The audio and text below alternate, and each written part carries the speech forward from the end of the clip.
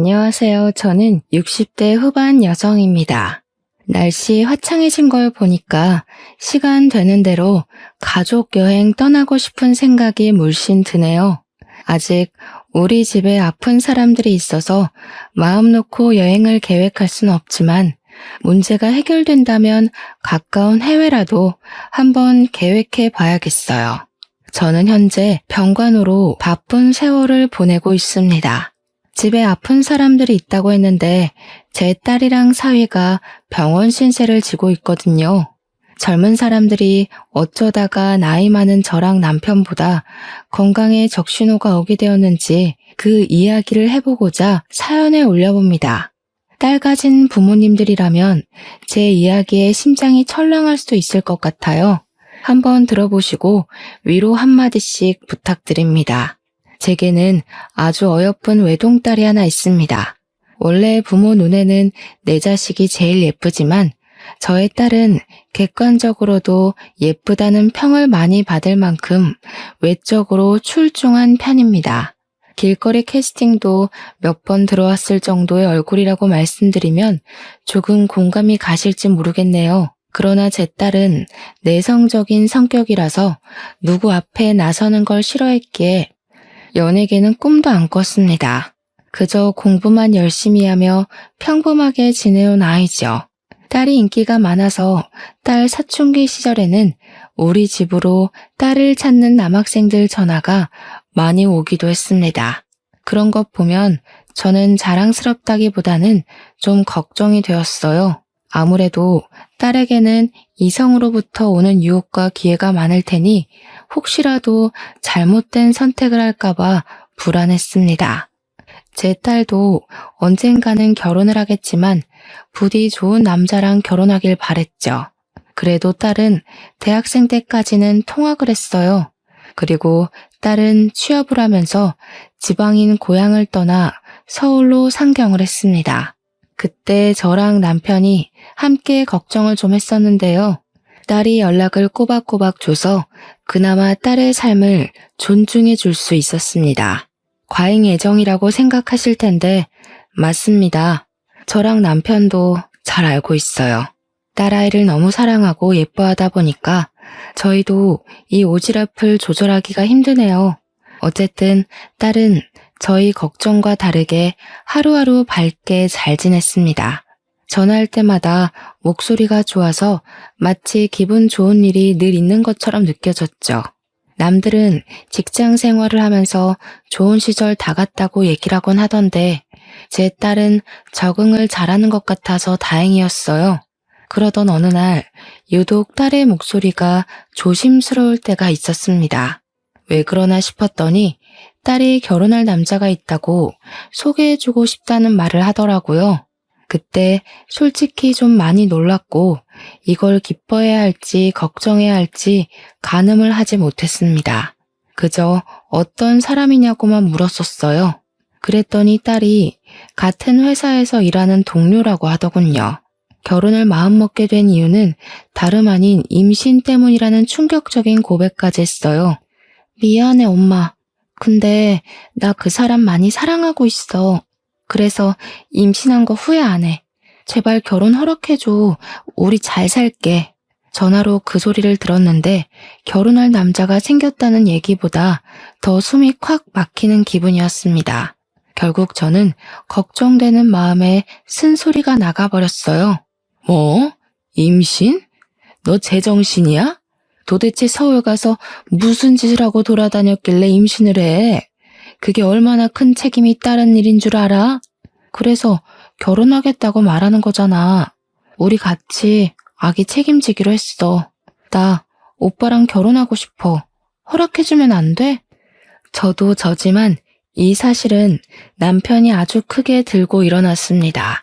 제가 일부러 아빠한테는 얘기하지 말라고 엄마가 좋게 좋게 말해보겠다고 해서 엄청 조심스럽게 얘기를 했던 건데도 남편은 우리 딸을 임신시켰다는 그놈한테만 온 신경이 꽂혔습니다. 하지만 어쩌겠어요. 이미 딸이 임신을 했고 둘은 결혼을 하겠다는 마음까지 먹었다는 걸요.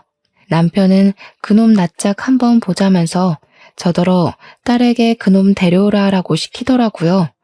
혹시라도 남편이 큰 사달을 낼까봐 걱정이 되었지만 그걸 딸에게 말했더니 오히려 잘 됐다고, 이참에 아빠한테 확실히 소개하고 허락받고 싶다고 결의만 다질 뿐이더군요.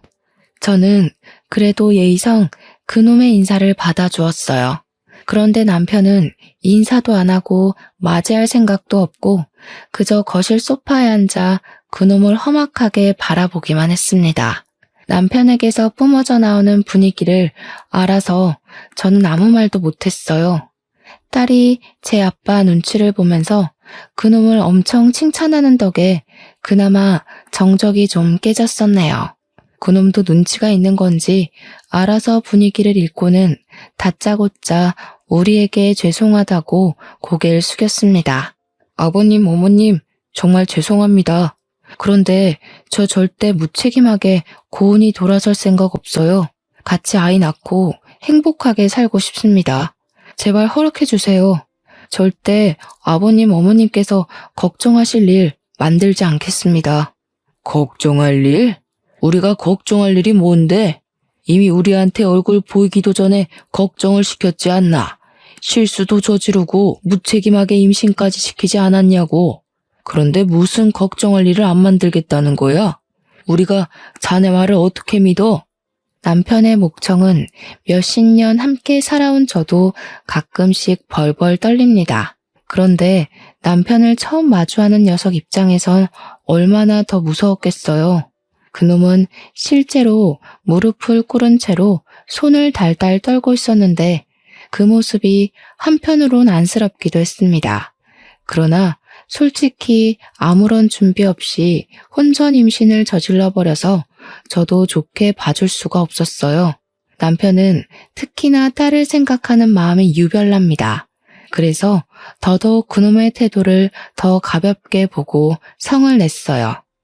감히 남의 집 귀한 딸내미한테 무슨 짓을 한 거야? 자네가 내 딸을 진심으로 마음에 담고 있었다면 임신시키는 일은 없었어야지. 결국 그놈은 처음부터 우리에게 안 좋은 인식으로 찍혀버렸습니다. 그저 무어라 해명도 못하고 넙죽 엎드리면서 정말 죄송하다는 말만 반복했으며 우리 딸을 진심으로 사랑한다는 증명할 수 없는 말만 늘어놓았어요. 저희는 그놈의 된데미도 모르고 배경도 모르고 그저 딸에게 착하다는 소리 하나만 들었을 뿐입니다. 그런데 그 착하다는 것도 믿기가 어려웠어요.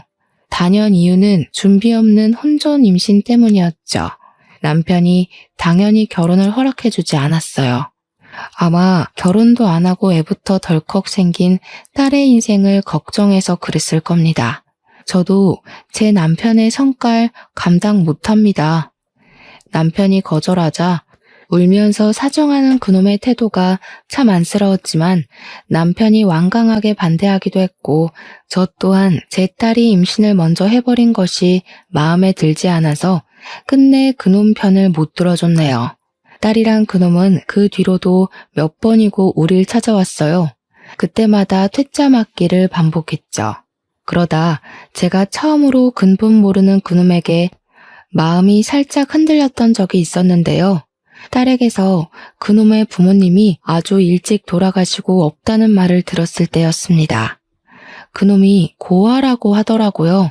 자기가 보육원 출신이라서 다 큰 성인이 된 나이에도 보육원에 계속 봉사와 기부를 하고 있다는 소리를 듣고 생각했던 것보다 심성이 고운 것 같아서 마음이 갔어요. 듣자 하니 기부하는 금액이 꽤 되는 것 같더라고요. 돈을 보고 사람을 판단할 생각은 없지만 그래도 제 딸이 의지하고 함께 나아갈 수 있는 형편이 되는 사위면 좋겠다고 생각했거든요. 그놈의 심성이 괜찮은 것 같다고 생각을 하니까 한 번쯤 깊게 대화를 나눠보고 싶었어요. 그래서 남편 몰래 그놈을 따로 만났고 그놈은 한결같이 제 앞에서 어쩔 줄 몰라 했습니다. 그래요. 보육원에 봉사한다고 들었는데 참 대단한 일을 하고 있네요. 요즘 젊은 사람들은 자기 살기 바빠서 주위 사람 챙길 여유가 부족한데 우리 딸이 어디가 좋은지 물어봐도 되겠어요? 저같이 보잘것없는 사람한테 가족이 되어주고 싶다고 한 사람은 고은이가 처음입니다. 저 고은이 행복하게 해줄 수 있어요. 고은이 일이라면 뭐든지 나서는 남편이 될 수 있습니다. 그 누구보다도요. 제 딸은 예쁜 얼굴처럼 마음까지도 참 예쁜 아이예요. 다른 남자들과 다르게 우리 딸 얼굴이 아닌 마음을 봐주는 것 같아서 저는 한층 더 그놈이 마음에 들었습니다. 그리고 무엇보다 딸이 좋아 죽는 남자니까 웬만하면 허락해주고 싶었어요. 아마 혼전 임신 사실이 아니었다면 저랑 남편이 처음부터 냉철하게 나가는 일은 없었을 겁니다. 아무튼 저는 그 자리에서 결혼을 허락해 주겠다고 말을 했어요. 그리곤 나는 내 남편 감당 안 되니까 이제 내 남편을 끈질기게 설득해 보라고 했죠. 그랬더니 사위가 된 그놈이 벌떡 일어나 90도로 인사하는데 문득 부모 없이도 참 번듯하게 컸다고 생각했습니다. 하지만 사위의 당찬 포부와는 다르게 남편의 반대는 계속해서 길어졌어요. 남편 때문에 오히려 사위가 아닌 딸이 지쳐가고 있었습니다. 딸은 처음 인사를 나눴을 때보다 배가 더 불러왔는데 남편은 여전히 요지부동이었죠. 저도 남편이 어떤 생각을 하고 있는지 모르겠더라고요. 이대로 딸을 미혼모로 살게 할 생각인 건지 도통 말을 안 해주니까 딸을 안심시켜 줄 수도 없었습니다. 여보, 그래도 애가 생겼는데 둘이 같이 살게 해줘야지. 혼전 임신시키고 도망가는 총각들도 많은데 그 녀석은 끝까지 우리 딸 책임진다고 하잖아. 마냥 반대하는 게 우리 딸을 위한 길은 아닌 것 같아서 그래. 내가 아직 그놈한테 확신이 없어. 우리 딸을 저만큼 따라다닌 놈들 없었을까봐. 그놈 눈빛이 아무래도 음흉하다고. 임신했다고 생각 없이 결혼해서 이혼 이력 남길 바에는 그냥 미혼모로 사는 것도 나쁘지 않아. 그걸 왜 당신이 정해. 그리고 그 녀석 표정이 원래 좀 개슴츠레한 편이더구먼. 괜히 그런 걸로 딸이랑 사이 멀어지고 싶어? 우리 딸이 지금 당신한테 얼마나 실망하고 있는데. 남편이 딸을 무척 아낀다고 했잖아요. 남편은 딸이 학창 시절을 마칠 때까지 딸의 등하교를 책임진 사람입니다. 그래서 남편은 딸의 꽁무니를 쫓는 남자애들을 많이 봤다고 했었어요. 딸이 남편의 품을 떠나게 된 건 직장에 취업한 후부터였거든요. 남편은 딸이 자기 울타리를 넘어서 남자를 만난 것도 걱정이 되는데 심지어 임신까지 했다고 하니 사위를 생각하는 마음이 생각보다 더 날카로웠어요. 남편의 마음을 이해 못하는 게 아닙니다. 그렇지만 사윗감을 신중하게 고르더라도 가장 중요하게 염두해야 되는 건 딸의 마음 아닌가요? 남편의 의도와는 다르게 딸은 갈수록 제 아빠한테 불만을 품기 시작했어요. 딸이 한 번도 우리에게 반항을 한 적이 없었는데 그날 처음으로 제 아빠한테 성을 냈습니다. 내 인생이잖아. 내가 사랑하는 사람이랑 결혼하고 싶다고. 내가 괜찮다는데 왜 아빠가 자꾸 반대해? 아빠가 나 대신 내 인생 살아?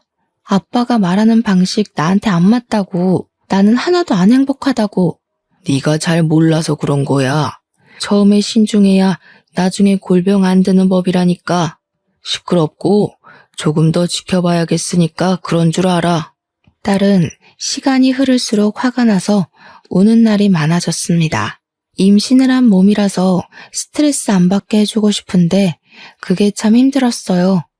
그렇게 딸의 임신은 어느새 8개월까지 흘러 딸의 배가 눈에 띌 만큼 부풀었습니다. 딸은 더 이상 일을 할 수 없게 되어 휴직을 냈다고 했어요. 제가 딸에게 전화해서 본가에 내려오라고 했지만 딸은 자기 아빠 보기 싫다고 결혼 허락 안 해주면 평생 본가에 안 간다고 고집을 부리더라고요. 그때 그 전화를 남편이 옆에서 같이 듣고 있었는데 혼자 고심을 많이 하는 표정이었습니다. 딸이 고향에 발길조차 되지 않겠다고 하니까 불안하긴 했나 보더라고요. 또 딸 혼자서 그 몸으로 병원 다니고 고생하는 걸 엄청 걱정하는 듯 했습니다. 결국 남편은 사위를 데리고 내려오라 하라고 제게 전달을 부탁했어요. 저는 바로 딸에게 연락을 했고 딸은 그 소리를 듣고 신이 나서 사위를 연차까지 내게 만들어 내려왔습니다. 그날 저녁 다 같이 식사하는 자리를 준비했어요. 사위는 여전히 남편을 어려워했고 저는 그래도 남편이 조금 마음을 연 것 같아서 사위에게 다 되었다고 위로 한마디씩 얹어주었네요. 어색한 분위기에는 역시 술을 한 잔씩 하면 좋을 것 같아서 제가 잠깐 슈퍼 갔다 오겠다고 식구들에게 말했어요. 그랬더니 사위가 벌떡 일어나 자기가 다녀오겠다고 겉옷을 챙기더라고요. 그때 딸이 사위를 붙잡아 앉히면서 제게 쪼르르 다가와 팔짱을 꼈습니다. 오랜만에 엄마랑 바람 좀 쐬고 올게. 둘이 얘기 좀 나누고 있어. 한 10분이면 될 거야. 아빠 괜찮지? 딸은 남편과 사위의 둘만의 시간을 만들어주고 싶었는지 귀여운 꼼수를 부렸습니다. 딸이 남편에게 허락을 구했는데 남편이 의외로 얼른 다녀오기나 하라면서 저랑 딸을 보내려고 했어요. 말투가 부드러운 걸 보니 다행히도 사위를 나무랄 것 같진 않아서 안심이었습니다. 잘된 일 같아서 저랑 딸은 서둘러 집을 빠져나왔어요. 집이랑 3분 거리밖에 안 걸리는 가까운 슈퍼를 갔는데 슈퍼 사장님이 성인이 된 우리 딸을 알아보더라고요. 고양이니까 오랜만에 보는 거라서 반겼던 거죠. 그때까지만 해도 오래간만에 느끼는 평화로움에 기분이 좋아서 저절로 콧노래가 나왔습니다. 제가 술을 고른 후 가볍게 먹을 후식을 찾는 동안 딸은 슈퍼 밖에 전시되어 있는 귤박스를 보러 나갔어요. 그 사이 제가 고를 거 다 고르고 카운터에 물건을 올려놓았습니다. 그리고 순간이었어요. 거기 뭐야? 야, 이 살인자야! 살려주세요! 어머, 어떡해? 저 사람 좀 잡아주세요! 바깥에서 웬 아줌마가 고함 치는 소리가 가게 안까지 다 울렸어요. 무슨 일인가 싶어서 슈퍼 사장님이랑 바깥을 나가봤습니다. 그리고 저는 바깥 광경을 보자마자 놀라서 비명을 질렀고 다리에 힘이 풀려버렸죠. 차가운 시멘트 바닥 위로 우리 딸이 머리에 피를 흘리면서 쓰러져 있는 겁니다. 저는 얼른 딸에게로 기어가서 울부짖으며 살려달라고 외쳤습니다. 슈퍼 사장님도 놀란 마음을 가다듬고 급하게 119에 신고를 했어요. 고은아, 안 돼. 이게 무슨 일이야? 딸, 눈 좀 떠봐. 어떡해. 우리 딸 어떡해요. 동네가 고요한 촌이었던지라 그 저녁 시간에 소리를 조금만 질러도 주위 이웃들에게 충분히 들렸습니다. 제 비명에 사람들이 하나둘 나오기 시작하면서 쓰러져 있는 우리 딸을 보았어요. 대개 다들 여기서 오래 산 사람들이라 우리를 알아봤습니다. 다들 놀라서 이게 대체 무슨 일이냐고 같이 발을 동동 굴렀어요. 저는 그저 딸 때문에 다른 사람들 말 아무것도 안 들리고 그저 제 딸만 부둥켜 안고 울었습니다. 그러길 잠깐 있었을까. 119가 금세 도착했고 딸을 실은 구급차를 따라서 병원으로 향했어요. 검진과 필요한 수술을 하는 동안에 저는 남편에게 전화해서 소식을 알렸습니다. 그러자 남편이 병원으로 급히 달려왔어요. 잔뜩 화가 나서 도착한 남편은 수술실 앞에서 대체 무슨 일이냐고 어떻게 된 거냐고 물었는데 저는 그제야 정작 같이 있었던 제가 아무것도 모른다는 사실을 자각했습니다. 제가 아무 말도 못하고 있자 남편이 버럭 성질을 냈어요. 당신은 같이 갔으면서 뭐하고 있었어? 대체 어디에 정신 팔려 있었으면 딸이 사고를 당하는 것도 못 봤던 거야? 아니, 고은이가 귤 본다고 잠깐 밖에 나갔는데 나도 어떻게 된 건지 모르겠어. 근데 왜 당신 혼자 왔어? 김서방은? 김서방은 뭐가 김서방이야? 이 자식 도대체 어디로 튄 건지 나타나지도 않고 내가 한 자리에서 몇 분을 기다렸는데 무슨 그런 무례한 녀석이 다 있는 거야? 남편 말로는 사위가 우리 나가고 나서 얼마 안 있다가 도중에 전화 받는다고 잠깐 집 밖을 나섰다고 했습니다. 그리고 한동안 안 들어왔는데 그 이후 제 전화를 받고 바로 병원을 달려온 거라고 했어요. 갑자기 사위가 어딜 간 건진 모르겠지만 우선 우리 딸이 산모이기 때문에 뱃속의 태아 건강이 가장 중요했습니다. 다행히 태아는 건강하다는 말을 듣고 한층 안심을 할 수 있었어요. 남편도 그제야 112에 이 사실을 또 한 번 더 신고했습니다. 사위는 정말로 그 시간 이후로 신기루처럼 사라지고는 하루 종일 나타나질 않았어요. 혹시나 집에서 우릴 기다리고 있지 않을까 싶어서 전화를 해보고 싶어도 전화번호를 몰라서 못 해봤습니다. 혹시나 해서 확인하러 다시 집을 다녀온 남편이 없다고 하더라고요. 몇 시간이 지나도 나타나지 않는 거라면 이 녀석이 말도 없이 서울을 갔나? 그런 생각도 했었어요. 일단 저희에게 당시 걱정거리는 사위가 아니었어요. 딸이 깨어나지 않는다는 것이었죠. 의사가 말을 하길 강한 걸로 안면을 얻어맞고 쓰러지면서 머리가 바닥에 무방비하게 부딪히는 바람에 뇌진탕 크게 왔다고 했습니다. 그래서 머리를 다쳤다 보니 의식이 늦어지는 것 같다고 하는데 이건 하염없이 기다리는 방법밖에 없다고 했어요. 정말 절망적이었습니다. 딸이 이렇게 사고를 당한 것이 제 탓 같아서 너무 괴로웠어요. 이 와중에 딸의 배는 계속 불러오고 사위는 나타나지도 않고 그야말로 불행이 따로 없었습니다.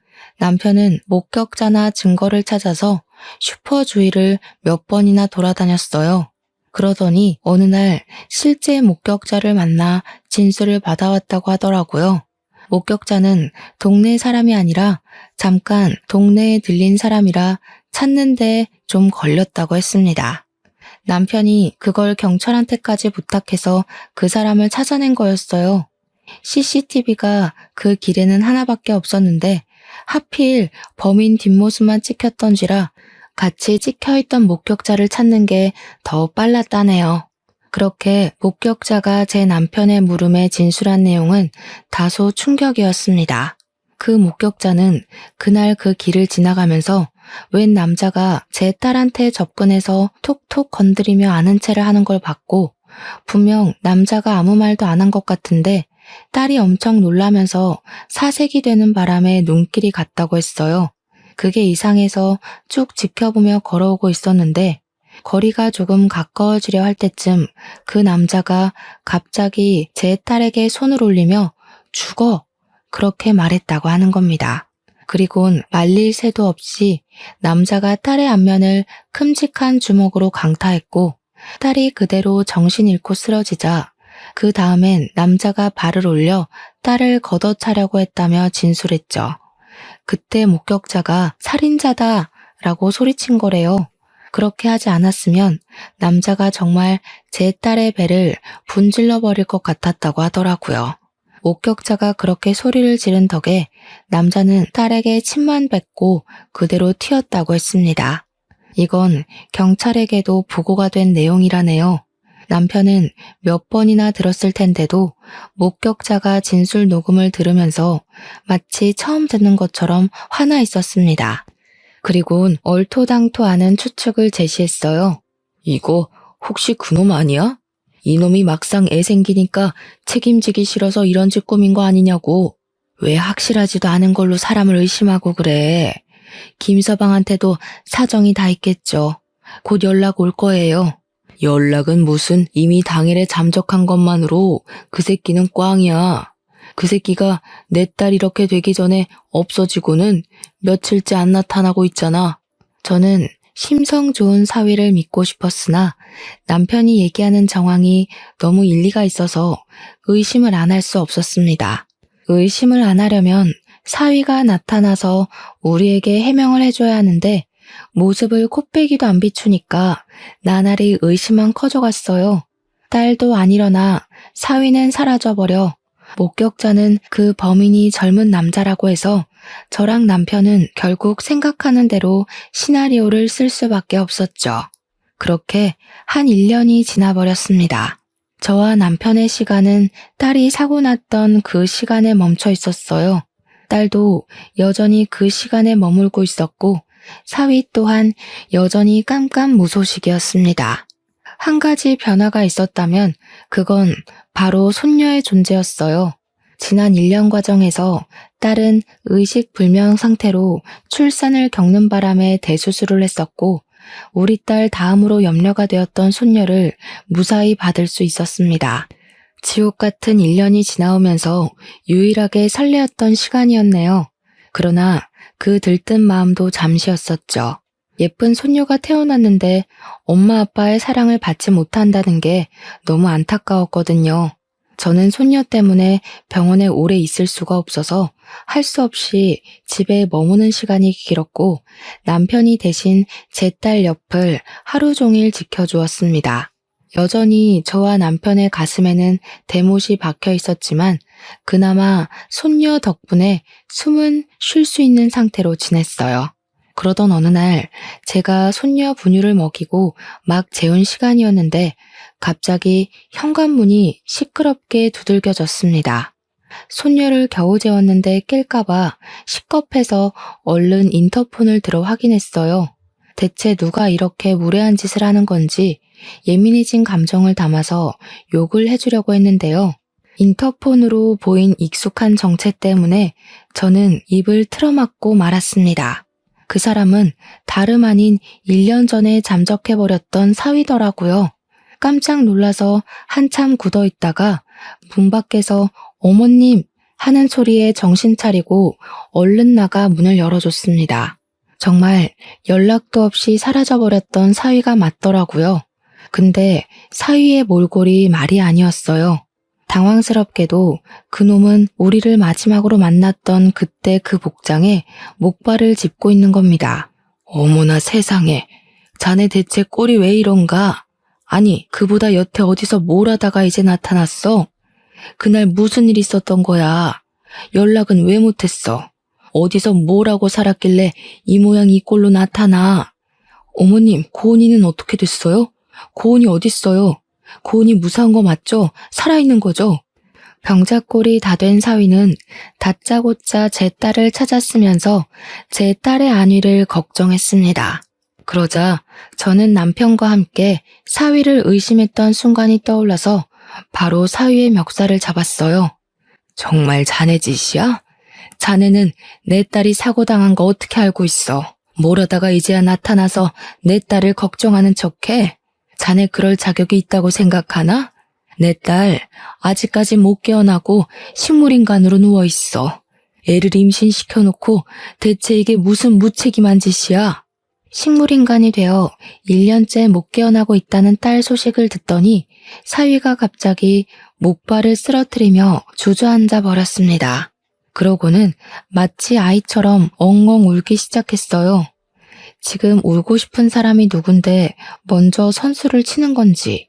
우리 딸 내팽겨 쳐놓고 사라진 사위가 너무 미웠지만 사위가 목 놓아 우는 모습을 보니 그게 또 거짓 같지는 않아 보여서 헷갈렸습니다. 연기하지 마. 그래봤자 자네가 우리 딸 버리고 잠적했다는 사실은 안 바뀌어. 우리가 걱정 안 하도록 고은이 잘 봐주기로 했잖아. 고은이 행복하게 해준다고 했잖아. 그런데 이게 뭐야? 우리 고은이 책임진다고 얘기해놓고 지킨 게 뭐가 있어? 서럽게 우는 사위의 태도가 혼란스러워서 저도 눈물을 흘렸습니다. 주저앉아 있는 사위를 쥐어잡고 없는 힘을 실어 흔들었어요. 제가 계속 뭐라고 말 좀 해보라고, 아는 게 있으면 빼먹지 말고 다 말해보라고 재촉을 했더니 그제야 사위가 억지로 울음을 진정시키면서 더는 제가 헷갈리지 않을 수 있게 입을 열었습니다. 저랑 남편은 몰랐던 지난 1년간의 자신의 알리바이를 대기 시작했어요. 사위 입에서 나오는 사실들은 제 손발이 다 떨리도록 만들었습니다. 사위로 인해서 제 기억은 다시 1년 전으로 돌아갔어요. 그날 사위는 남편이랑 단둘이 처음으로 딸 얘기가 아닌 사적인 대화를 텄다고 합니다. 낚시를 좋아한다는 공통점을 찾아서 그걸로 대화를 나누고 있었는데 느닷없이 회사에서 전화가 왔고 팀장직 자리에 있었던 사위는 급하게 연차를 내고 온 사정이라서 전화 안 받을 수가 없었다고 했어요. 그래서 남편에게 양해 구하고 잠깐 현관 밖으로 나갔다고 했습니다. 우리 집이 주택이라서 현관문을 나오면 마당이 있고 열린 철문이 바로 보이는 구조입니다. 그런데 통화하는 사이 어떤 남자가 우리 집 입구를 지나가면서 자기 쪽을 돌아보는데 사위가 보기엔 모자 밑으로 보이는 얼굴이 낯익었다고 하더라고요. 그리고 그 남자의 정체를 한 5초 뒤에 알아본 사위는 급하게 그 남자 뒤를 쫓아갔다고 했습니다. 그렇게 사위랑 그 남자는 추격전을 하게 되었대요. 둘이서 한참 달리다가 생각 없이 도로로 뛰어드는 바람에 나란히 교통사고가 나버렸다고 하는 겁니다. 그 사고로 크게 다친 사위는 오랫동안 의식을 찾지 못했고 자기 쪽 먼 친척에게 사고 연락이 가는 바람에 의식 없는 채로 서울병원으로 이송되었다고 했어요. 그렇게 병원 신세를 진 지 7개월 만에 눈을 떴는데 몸이 오랜 기간 동안 잠을 잤던지라 근육이 다 죽어버렸고 자리에서 일어나는 데만 몇 개월이 걸렸다고 했어요. 게다가 재활하는 데에 또 몇 개월, 몸을 움직일 수 있게 되자마자 다시 우리 집을 찾아오게 되었다고 했습니다. 사위가 거짓말을 하는 것 같진 않았어요. 사위 하는 말을 들어보니까 제 딸이 그렇게 봉변을 당한 것이 사위가 쫓던 남자 때문일 거라고 그렇게 말을 하더라고요. 범인을 못 찾고 있던 과정에서 사위가 해준 말은 범인을 잡을 수 있는 희망과도 같은 발언이었습니다. 그래서 사위 말을 더 믿고 싶었어요. 그럼 내 딸 그렇게 만든 놈을 자네가 알고 있다는 거야? 그놈이 누구야? 누군데 감히 내 딸한테 그런 짓을 해? 자네랑 깊은 사이인 거야? 얼굴 보니까 기억나더라고요. 고은이도 아는 사람이에요. 저랑 고은이 대학교 때부터 만났잖아요. 아마 고은이가 부모님 걱정한다고 말 안 했을 거예요. 그때부터 고은이를 지독하게 쫓아다녔던 남학생이 하나 있는데요. 그러니까 사위가 하는 말은 이랬습니다. 그 남학생이 제 딸한테 흑심을 품고 계속 쫓아다니며 스토킹을 했다고 하는 거 아니겠습니까? 딸이 대학교는 통학을 했는데 그 남학생이 우리 딸 동네까지 쫓아오면서 스토커 짓을 했대요. 딸이 학교를 졸업할 때까지 그렇게 시달리도록 했다는데 취업을 서울로 하면서부터는 그 스토킹이 끊겼다고 했습니다. 그런데 오랜만에 내 딸이 고향을 돌아오자 여전히 고향에 머물고 있던 그 범인이 딸을 보게 된 거고 배가 불러있는 딸을 보고는 울컥해서 팼을 거라는 것이 사위의 추측입니다. 심지어 그 범인은 학교 다닐 적에 사위가 남자친구인 걸 알고 사위도 때린 적 있다고 했어요.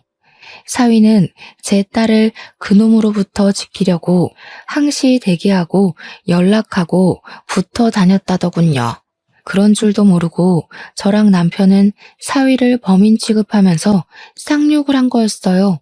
문득 미안했습니다. 그런 일이 있었으면 진작에 말을 하지 그랬어. 나는 진짜 몰랐네. 미안하다. 엄한 사람 붙잡고 원망하기만 했는데 자네 볼 면목이 없어. 아니에요, 어머님. 그런 말씀하지 마세요. 제가 판단을 제대로 못했어요. 고은이가 말하지 말라고 했어도 이런 위험한 사실은 미리 말씀드렸어야 했는데 저야말로 두 분께 너무 죄송합니다. 저는 그제야 몸 아픈 사위를 살피면서 손을 꼭 잡아주었어요. 그리곤 그 범인에 대해서 더 물었습니다. 사위 말로는 그 범인이 가정이 있다고 하더라고요. 와이프도 있고 자식 하나 있는데요. 그런데도 제 딸을 잊지 못해서 그 짓을 벌인 것 같다고 합니다. 어떻게 가정이 있는 가장이 그런 짓을 벌일 수가 있는지 그저 속상하기만 했어요. 제가 몰랐던 이 모든 사실들은 제 혼란을 한꺼번에 잡아먹을 만큼 충격적이었습니다. 다른 건 일단 모르겠고 그래서 그 범인이 지금 어디 있는지가 중요했어요. 저는 사위놈에게 당장 그놈의 낯짝을 저한테 보여달라고 부탁했습니다. 알아봤는데 그때 저랑 같이 교통사고 나서 즉사했다고 하더라고요. 꼭 죗값 받게 해주고 싶었는데 죽어버리는 바람에 못하게 돼버려서 정말 죄송해요. 저도 그놈 잡아서 면상 한 대라도 더 쳐주고 싶었는데 제 딸 그렇게 만든 놈 만나기만 하면 꼭 똑같이 해주고 싶었는데 죽어버렸다니 그것 또한 당황스러운 소식이었습니다. 사위 말대로 지독하게 고통스러운 죗값을 받게 해주지 못해 아쉬웠습니다. 어쨌든 사위가 나쁜 놈이 아니라는 건 일단 다행이었어요. 우리 딸애가 손녀를 낳았는데 애아빠 되는 사람이 형편없는 사람이면 얼마나 더 속상한 일이겠습니까? 불운에 불운이 더해지지 않아서 그 부분은 안심이 되었어요. 저는 일단 사위를 부축해 집 안으로 데리고 들어왔어요. 그리곤 사위 또한 손꼽아 기다렸을 손녀를 사위에게 보여주었습니다. 그러자 사위는 겨우 그친 눈물을 다시 흘리면서 조심히 자고 있는 손녀의 손을 잡았어요. 아기를 방금 재우긴 했지만 그래도 아빠의 품에 안겨줘야 할 것 같아서 제가 손녀를 들어 손수 사위 품에 안겨주었습니다. 아이가 부서질까봐 제대로 만지지도 못하고 있던 사위는 그제야 자기 딸을 마음껏 안아봤어요. 또 엉엉 소리내어 울기 시작했습니다. 이름은 자네랑 딸 생각해서 아직 못 지었어. 너희들이 태명으로 부르던 이름을 대신 부르고 있었다. 이제 아빠가 왔으니 우리 손녀도 이름이 생겨서 좋겠네. 우리 딸도 꼭 깨어날 거야. 자기 새끼를 이렇게 두고 그냥 가래 아니니까. 그렇겠지? 그럼요. 고은이 그렇게 무른 아이 아닌 거 저도 잘 압니다. 감사합니다, 어머님. 어머님이랑 아버님 덕분에 제가 너무 큰 빚을 졌네요. 평생 효도하면서 살겠습니다. 사위는 끊임없이 죄송하다는 말을 연신하면서 오열했어요. 저는 그런 사위에게 혼자 마음고생 많이 했다고 달래주면서 그간 사위를 원망했던 마음을 싹 지워버렸습니다. 그리고 그런 사위를 데리고 제 딸에게 향했어요. 차에서 병원 가는 길에 이미 남편에게 다 설명을 한 상태라 남편도 딱히 사위를 나무라지 않았습니다. 내가 오해했던 부분에 대해선 다 사과를 하지. 그저 딸한테 눈 멀어서 앞뒤 분간 못했던 늙은이 히스테리였다고 생각해주게. 그동안 나 없는 곳에서 우리 딸 지키느라 고생 많았어. 고마워.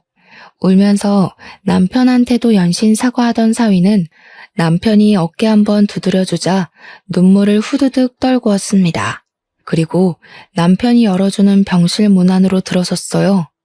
사위는 누워있는 제 딸을 보면서 목발도 제대로 못 짚고 다가가 의자에 주저앉습니다.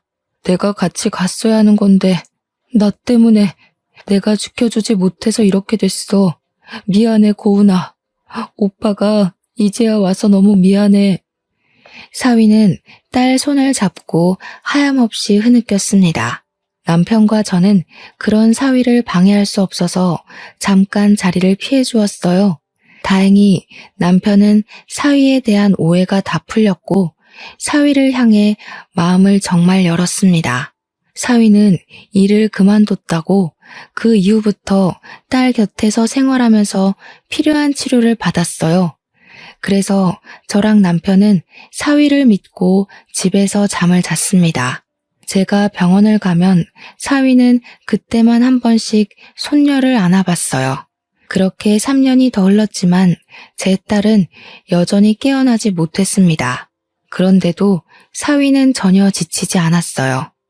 손녀에게 제 딸더러 늘 엄마라고 가르쳤고 하루에 한 번씩 손녀가 딸의 손을 잡을 수 있도록 해줬습니다. 그러다 보니 손녀는 엄마를 엄마라고 아빠를 아빠라고 부를 수 있을 만큼 컸어요. 그래도 손녀가 있으니까 저희 식구 모두가 지치지 않고 딸을 기다릴 수 있었습니다. 손녀는 기특하게도 제 딸이 엄마라는 걸 알아서 그런지 엄마 하면서 고사리 같은 손으로 딸 발을 마사지 해줍니다. 어눌한 발음으로 엄마 일어나 하는데 그때마다 얼마나 가슴이 아린지 몰라요. 우리 딸이 자기 자식의 목소리를 알아듣고 있었으면 좋겠다는 생각을 하면서 애써 마음을 달래면서 지냈네요. 그리고 저희에게 기적 같았던 그날도 평소와 같은 날씨에 같은 분위기였습니다. 사위가 물 한 잔만 달라고 부탁하길래 자리에서 일어나 컵에 물을 따르던 순간이었어요. 갑자기 사위가 고은아 하면서 목청을 높이는 바람에 놀라서 돌아봤거든요. 사위가 딸의 얼굴을 살피고 있었고 손녀도 제 딸 발을 꼭 쥔 채로 제 딸 얼굴만 멀거니 보고 있더라고요. 그래서 저도 얼른 다가가 딸 얼굴을 쳐다봤죠. 정말 미세하게 딸의 안면 근육이 움직이고 있더라고요. 저 너무 놀라서 바닥에 물을 엎질렀어요. 착각한 게 아닌가 했는데 그때 또 손녀가 붙잡고 있는 딸의 발이 조금씩 오그라드는 걸 목격했습니다. 어머, 세상에, 이게 무슨 일이야? 고은아, 엄마 목소리 들리니? 아이고, 김서방, 나 의사 좀 불러올게. 우리 딸 좀 봐줘. 저는 황급히 병실을 튀어나가서 의사를 불렀습니다. 의사 또한 서둘러 저희 병실을 찾아와 딸의 상태를 살폈어요. 놀랍게도 의식이 돌아왔다고 하는 겁니다. 의사한테서 확답을 듣는데 정말 다리에 힘이 풀려서 몸을 지탱하기가 힘들었어요. 저는 그날 잠깐 점심 사러 간 남편까지 급하게 불러서 이 사실을 알렸습니다. 그날 하루 종일 저희 식구들이 울면서 딸에게 엄청 말을 걸었어요. 늦은 밤에 눈을 뜬 딸은 말을 하진 못했고 눈물만 흘렸습니다. 다행히도 우리를 알아보는 듯했어요. 그날은 저희 딸이 다시 태어난 날과도 같다고 생각을 했어요. 그만큼 딸이 기운을 차린 건 기적이었죠. 우리 딸 잘못한 거 아무것도 없잖아요. 잘못 없이 이렇게 생을 보낼 순 없는 거잖아요. 그런 제 기도가 하늘에 잘 닿았던 건지 그렇게 한 달이 더 지난 후 딸은 상체까지 일으킬 정도로 회복을 했습니다. 조금 어눌하긴 해도 당연히 말도 트게 되었어요. 우리 식구 모두 딸이 과거의 상처를 떠올리도록 만들고 싶진 않았으나 물어보고 싶은 것이 있었습니다. 바로 스토킹 범인에 대한 것이었죠. 일단 그 범인이 사고로 죽었다는 걸 알려줬어요. 그러자 딸이 잠깐 놀라다가 눈을 질끈 감더군요. 저는 대체 왜 그런 위험한 사람을 식구들에게 알리지 않고 숨겼냐고 물어봤습니다. 그러니 사위가 말했던 대로 딸은 부모님 걱정시키고 싶지 않아서 그랬다고 하더라고요. 미안해 엄마 아빠. 다시는 걱정 안 끼쳐드릴게요. 그리고 아빠, 나 학창시절에 든든하게 지켜줘서 고마웠어. 우리 결혼 허락해준 것도 고마워. 나 늘 아빠가 과잉보호한다고 생각했는데 이번 일로 크게 반성했어. 너무 속상했습니다. 딸이 저희를 걱정해서 비밀로 했다는 건 기특한 마음이지만 저랑 남편은 그런 딸에게 다시는 그러지 말라고 했어요. 부모한테는 자식을 잃는 것만큼이나 무서운 일은 없잖아요. 딸은 저희에게 미안하다고 자신의 생각이 짧았다면서 반성을 하였습니다. 어쨌든 그 범인이 죽어서 한층 안전해진 건 다행이라 생각했어요. 이제는 딸을 그만 혼쭐내고 깨어난 것만으로도 그저 감사하다. 그런 생각만 했습니다. 그렇게 요즘은 모두 마음을 놓고 드디어 가족 같은 가족 분위기를 느끼며 살고 있어요. 딸은 어느새 걸음마까지 자기 딸을 매일같이 안고 있습니다. 자고 일어나면 저랑 손녀가 병원 오기만을 기다리고 있어요. 얼마나 전화를 하면서 빨리 와달라고 재촉하는지 모릅니다. 전혀 귀찮지 않아요. 행복합니다. 제 딸의 지저귀는 목소리를 다시 들을 수 있어서 기쁘고 매일 볼 수 있어서 감격스럽습니다. 제 인생의 모든 복을 다 끌어다 썼다 해도 전혀 아깝지 않고 앞으로도 계속 아깝지 않을 테니 부디 제 딸이 끝까지 기운을 내서 건강을 회복하길 바랄 뿐이에요.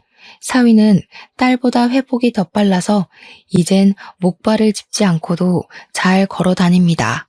그래도 아직 뛰는 건 불가능해서 부지런히 재활 중이에요. 그리고 손녀는 곧 어린이집 입학을 앞두고 있어요. 이제 4살인데 그래도 3살까지는 자기 엄마랑 아빠랑 놀게 내버려 뒀거든요. 딸이 아이를 4살부터는 어린이집 보내고 싶다고 해서 그렇게 해주고 있습니다. 손녀가 하원을 할 때면 제 엄마랑 아빠 만나느라 병원 앞에서 내리겠지만 얼른 딸이랑 사위가 몸을 완전히 회복해서 손녀랑 같이 집에서 만나는 날이 오길 바랄 뿐입니다. 그때 되면 딸이랑 사위 신혼여행을 먼저 보내줄 생각이에요. 그리고 그 다음 가족 여행을 가는 게 좋겠네요. 그런 행복한 날이 반드시 오겠죠? 제 사연은 여기까지였는데 다들 어떻게 들으셨나요? 딸이 있는 부모님들, 저랑 제 남편처럼 극성까진 아니어도 다들 딸 걱정하는 마음이 애틋하시겠죠? 부디 세상의 모든 딸들이 좋은 남자를 만나서 행복하게 살았으면 좋겠네요. 그럼 이만 사연을 마치도록 하겠습니다. 지금까지 긴 글 들어주셔서 감사합니다.